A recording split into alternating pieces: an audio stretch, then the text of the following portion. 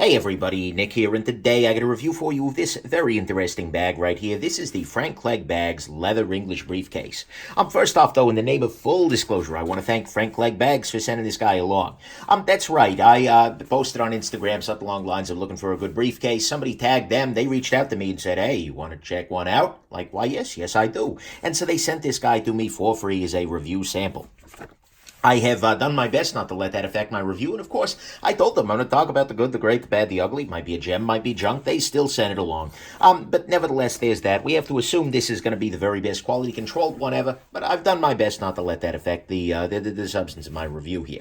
Next thing, size comparison here. This is about the size of a normal U.S. briefcase. Here it is against a standard set of hands. Well, maybe a little smaller than standard. Whatever, not a big deal. And here it is against a standard U.S. dollar bill. You will need a number more of these than one to afford this briefcase, but nevertheless, there you go. And of course, for the channel, Spidicodelica.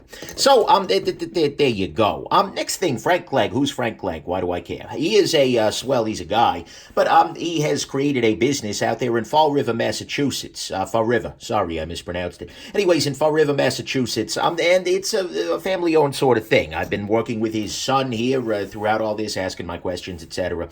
There's actually a nice video on YouTube about their works there, but that's who they are. It's a small American family business sort of thing. And then finally, a note. I have carried this bag as my everyday bag for about 5 months. This has gotten a lot of time with me, and so I have a really good sense of how it works in my everyday life, and exactly what its role would be. So anyways, let's go on ahead and jump into the good, the great, the bad, the ugly. This very interesting bag. So to start with, on the good side, made in the USA by a family business. I like that. I mean, look, the quality is about effort, not geography, but I really do like this bag very much in that domain. They said that some of the leathers they use are imported, but the sewing and all of that craftsmanship happens in the States, and that's a great thing. Next thing, this guy actually comes with a beautiful bag. It's just a little cloth bag, but, it's a nice presentation. Comes with leather cleaner, buffing pad, those kinds of things. Can't argue with that. No complaints there. Next thing, this guy has a lot of pockets. Here, I'll pop it open for you so you can start to see what this guy looks like on the inside. So we have pockets freaking everywhere.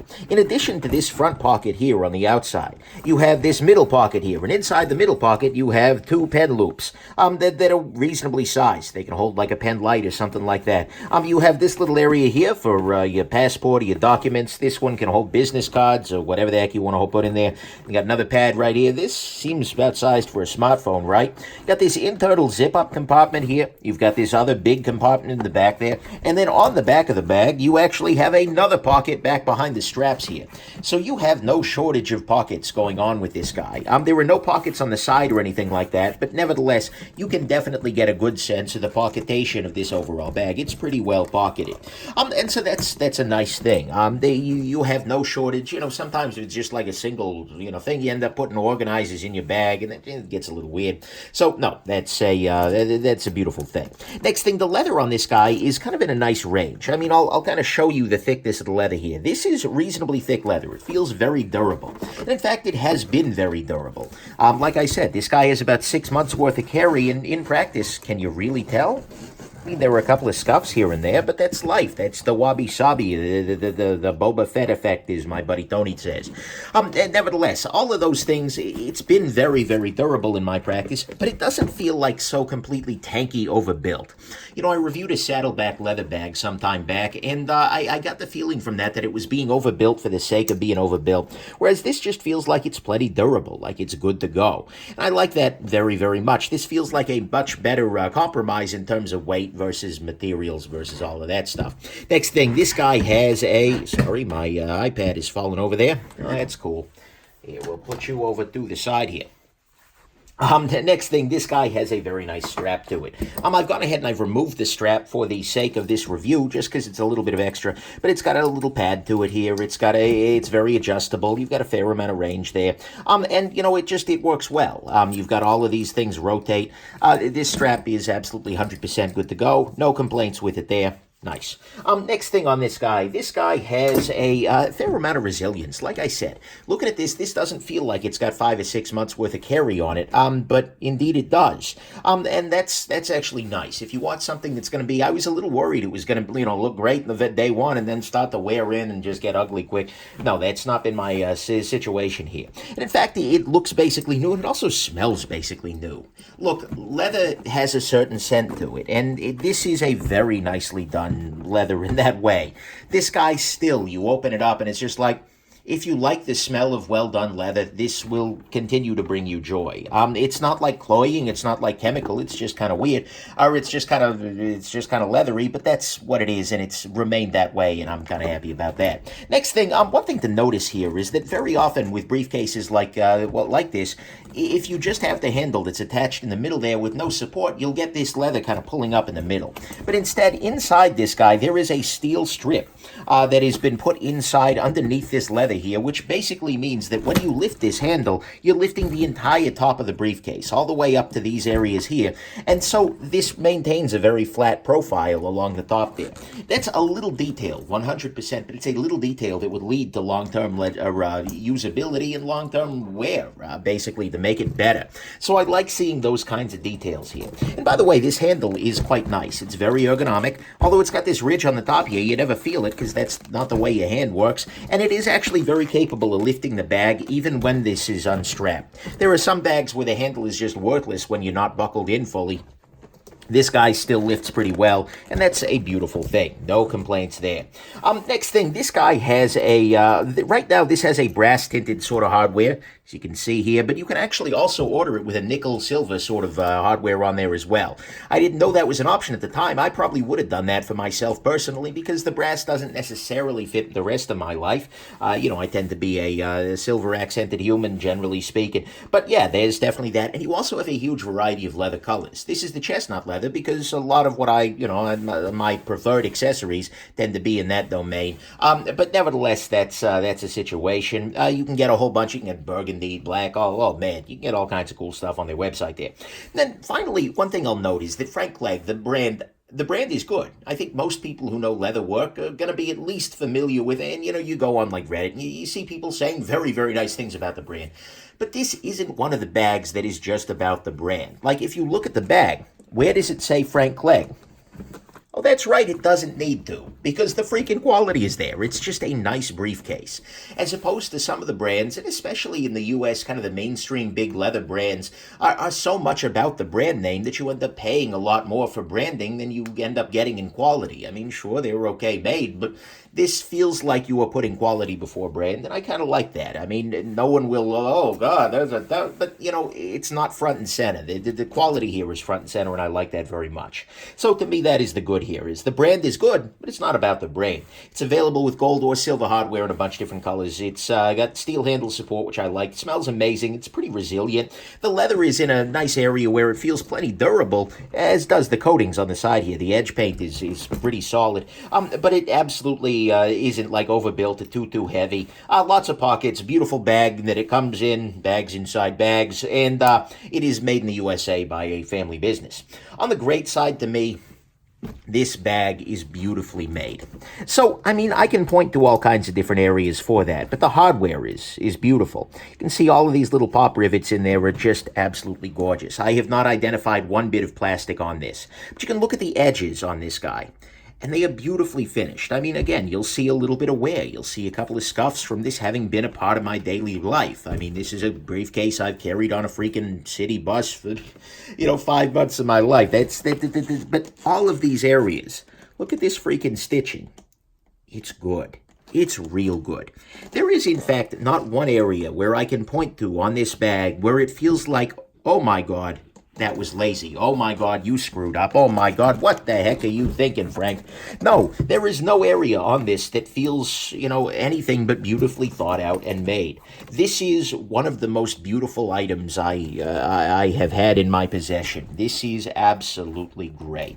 It is basically perfect in terms of its execution. The zipper is beautifully done and smooth. Every damn part of this is just well done. Oh, that's where it says Frank Clegg, right there. I just noticed that for the first time right now. I don't usually pop it open this widely.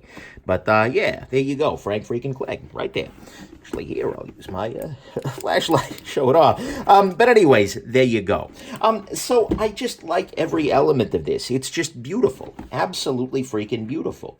The bag is basically perfect, and I have had so many compliments on this bag. This bag is in many ways classier than I am. We'll come back to that one later, but still, this is absolutely freaking beautiful, and a lot of people have appreciated it. And there's honestly nothing that's, I don't know. This bag is just a lot nicer than most of the other bags I've seen out there in the world, and especially, your conventional American or even your higher-end fancy shopping mall.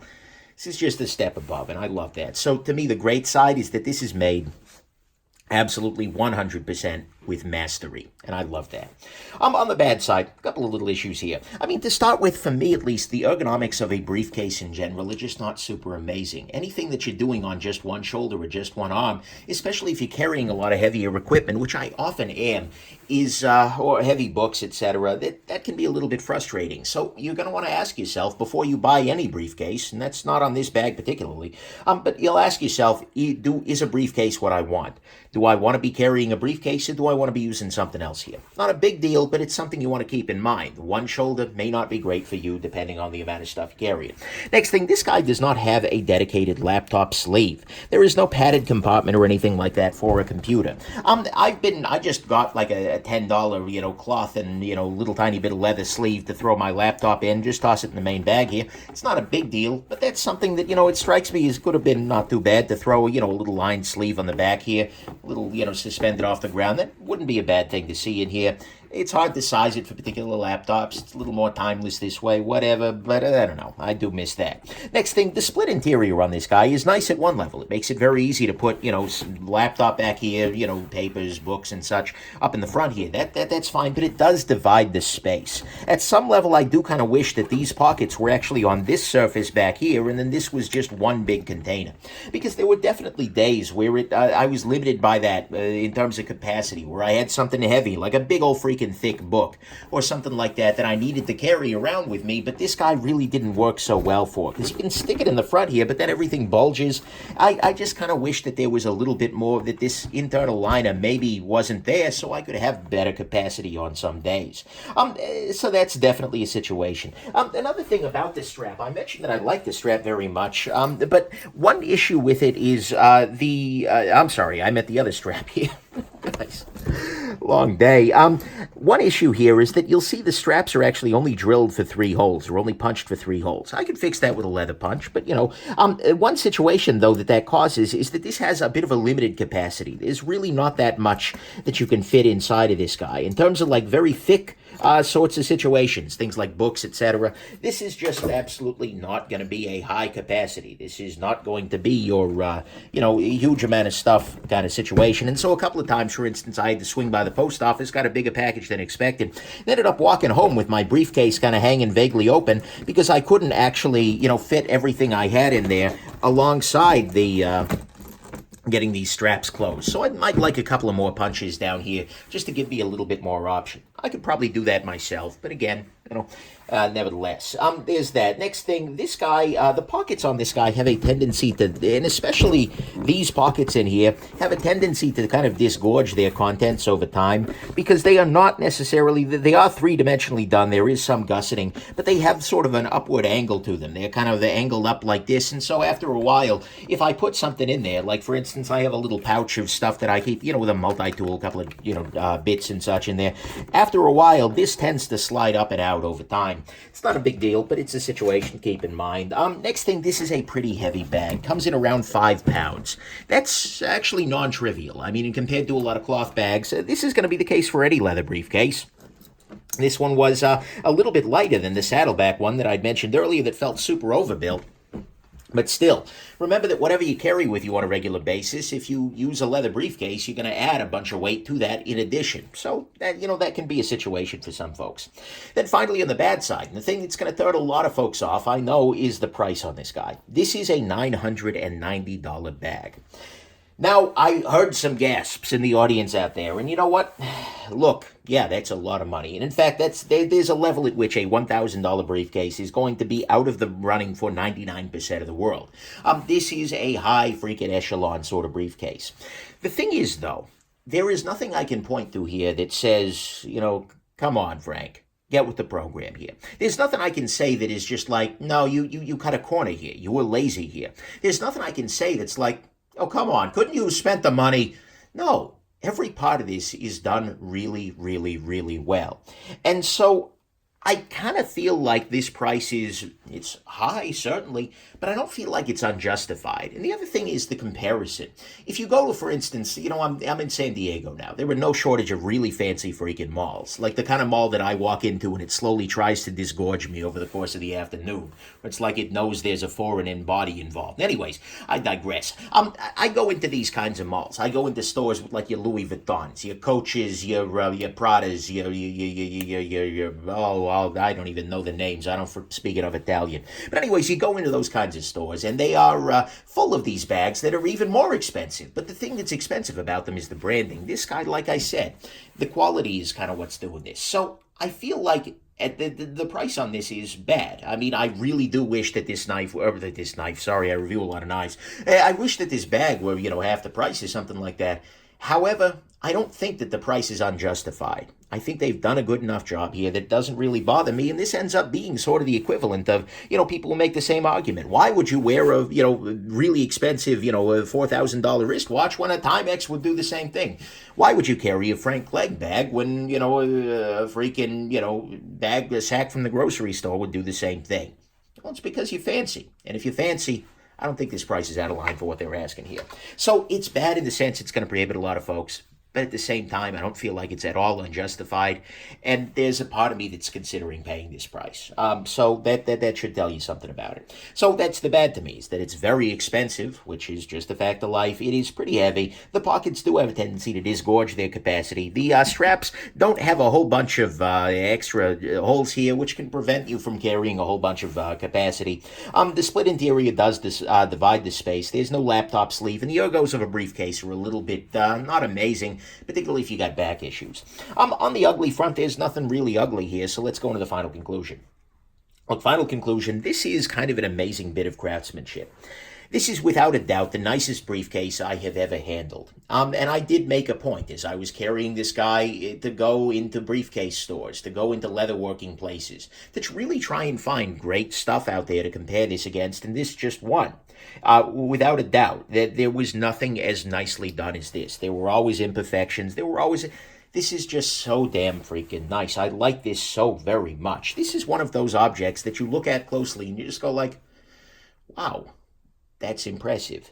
And it really, really is. And so to me, at least, that's the most important part. It is also a good functional everyday tool for carrying stuff, particularly if you don't have a lot of capacity needs, but it is just mostly an object of mastery.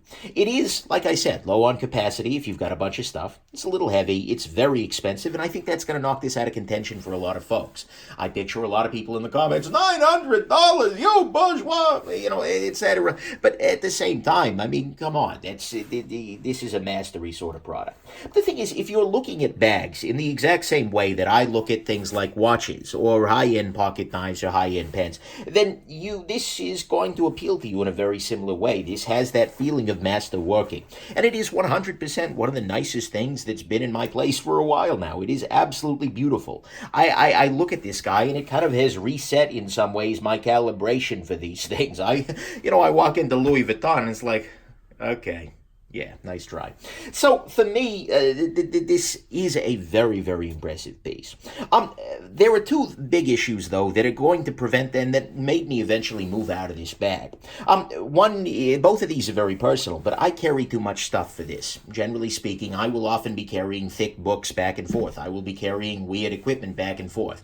And so as a result, this guy in its current layout, and frankly, just in the over-the-shoulderness, it doesn't work work well for me. If I'm carrying something super heavy and awkward, this is just not as nice a choice as something that is a backpack that will have bigger, situations there. And so that means that this hasn't been the perfect choice for me. The other issue, frankly, is that this bag is classier than I am.